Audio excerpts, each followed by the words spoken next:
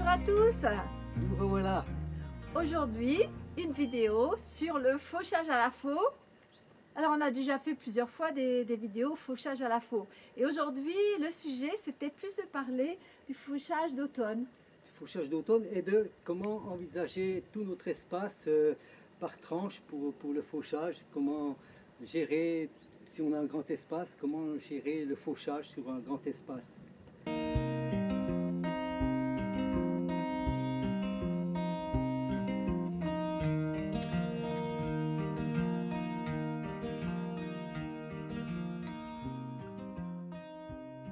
Voilà, plein de questions qui se posent quand on a un grand espace comme ici. Par exemple, on a 1 hectare de prairie, Oui. une grande prairie. Et la question se pose, c'est alors, est-ce qu'on doit tout faucher? Est-ce qu'on peut répartir le fauchage dans l'année en fauchant une partie ou l'autre, etc. Qu'est-ce qu'on fait de tout ce foin? Alors, c'est ce qu'on va voir dans cette vidéo. On va essayer de vous expliquer un petit peu toute notre façon d'appréhender ces questions. Voilà. Hein? Alors, gérer une prairie, 1 hectare de prairie, c'est pas toujours facile de savoir comment s'y prendre et les bonnes façons de faire. La bonne période, on va dire, pour faucher, c'est septembre, fin septembre. Fin septembre et le mois d'octobre. Quand on arrive à cette période, alors on peut y aller, les plantes ont fait leur cycle. On peut faucher la prairie et on sait qu'on ne fait pas de bêtises. D'abord, il se peut qu'on peut laisser des fois une partie du terrain non fauché pendant 2 voire 3 ans.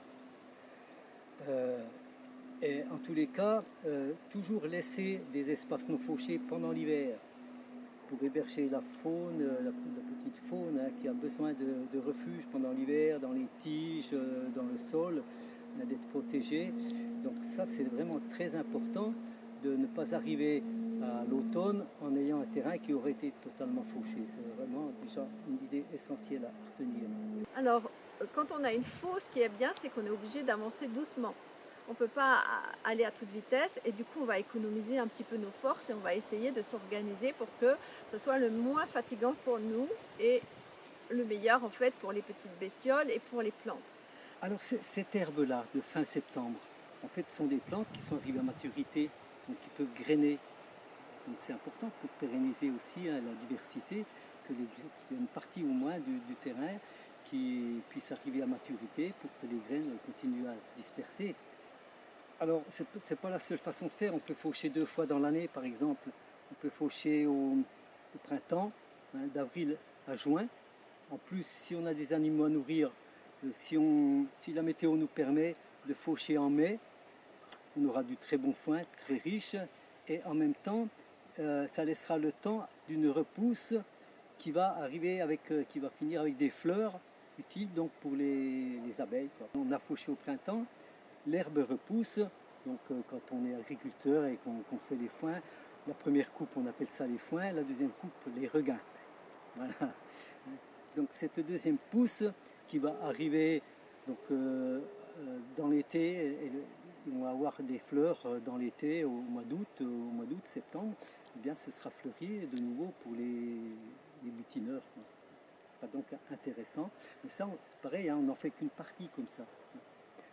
L'idée, c'est de gérer tout son terrain avec différents secteurs de fauchage et qui peuvent fonctionner en rotation.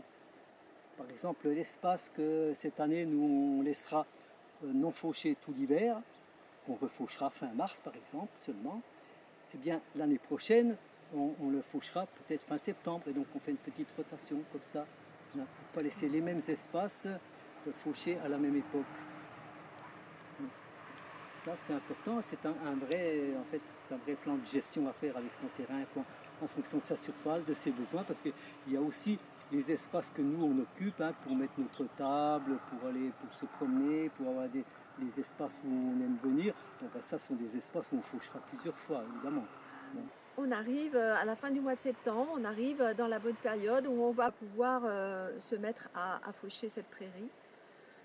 On a décidé de laisser des bandes réparties un peu régulièrement dans le terrain et dans lesquels vont venir se réfugier toutes les petites bêtes qui sont ici.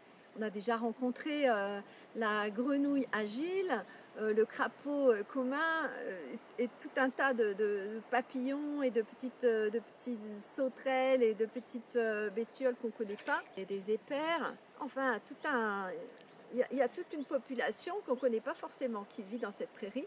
Et on sait que c'est important de laisser ces bandes de refuge pour qu'ils viennent se réfugier à l'intérieur. Donc c'est ça qu'on va entreprendre, de faucher petit à petit cette prairie en laissant ces bandes. La difficulté qu'on va rencontrer là en ce moment, c'est que les herbes se trouvent en partie couchées. Et du coup, quand on fauche, des fois on est à l'envers, c'est-à-dire que quand on fauche, on a l'impression que on va coucher l'herbe encore un petit peu plus. Mais alors, est-ce que tu peux nous expliquer comment est-ce qu'on s'y prend finalement pour faucher quand on a l'herbe couchée comme ça? D'abord, quand on a l'herbe couchée, il ne faut pas vouloir faire des grands gestes et prendre les 180 degrés. Il faut se dire, allez, je fauche un petit chemin devant moi, j'en prends pas large, pour ne pas avoir à reprendre 3 fois dans la trajectoire à chaque passage. Ouais. Donc déjà, hein, se limiter au niveau du passage, et puis prendre l'herbe à rebrousse-poil ou sur le côté. Donc on aura 2 positions par rapport à l'herbe, et puis on s'adaptera à la prairie, c'est-à-dire que la prairie, elle ne sera pas forcément couchée toute également dans le même sens.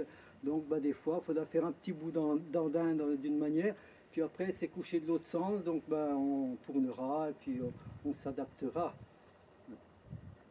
D'accord. Alors qu'évidemment, quand on fauche au printemps, mai, juin, là on a l'herbe toute jeune, qui se tient bien, en principe qui n'est pas couchée. Et là, on peut faire le grand geste, non pas du semeur, mais du faucheur, en dansant. Mais ça, c'est différent.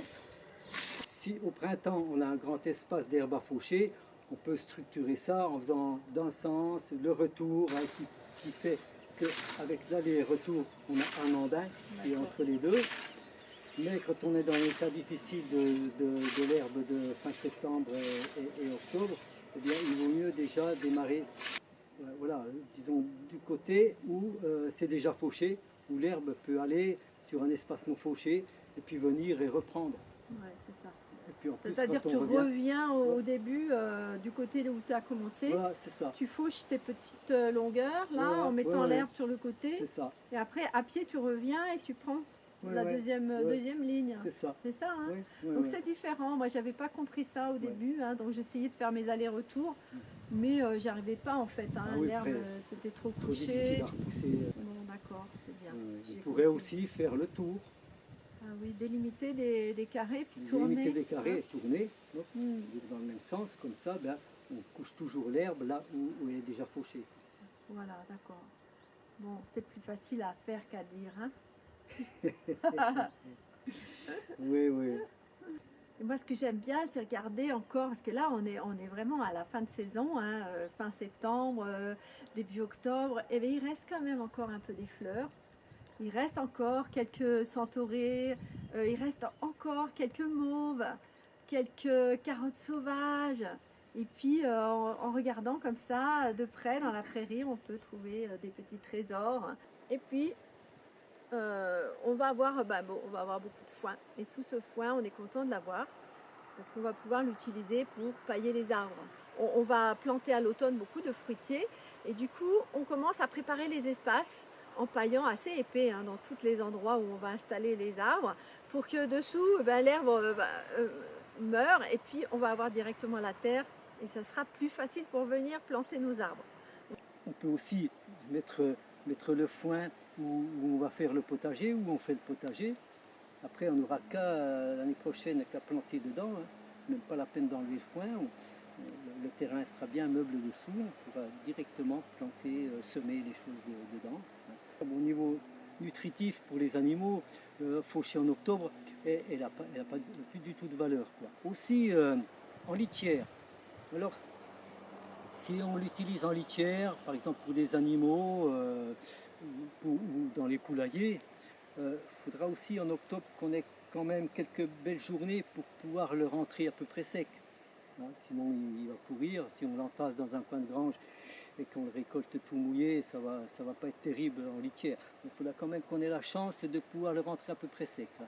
Parce que là, octobre, c'est vraiment plus la période pour sécher du foin, mais il suffit de quelques belles journées avec du foin, de l'herbe qui est à maturité, elle va finalement sécher très vite, quoi. Elle n'aura pas beaucoup de matière humide à éliminer.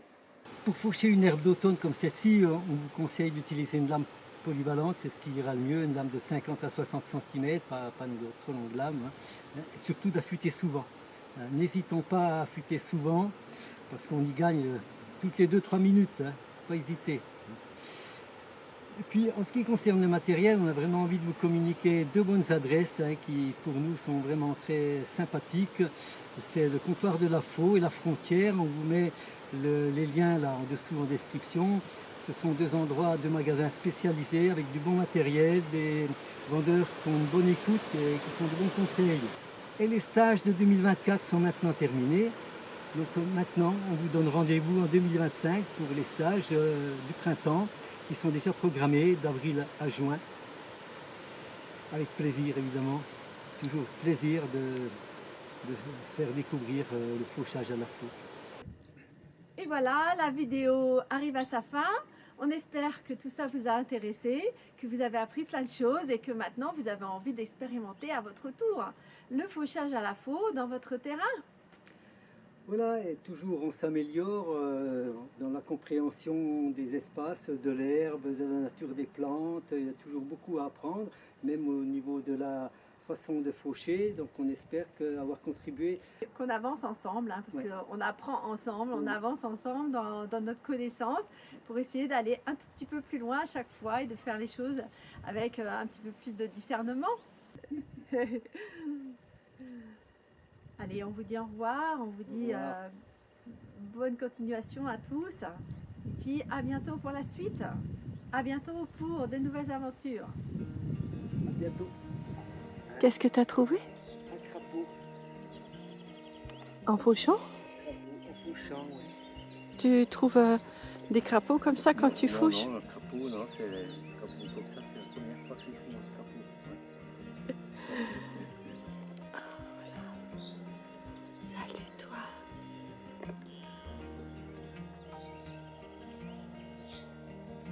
Il a des beaux yeux, hein? Il est bien tranquille. On ne connaît rien, nous.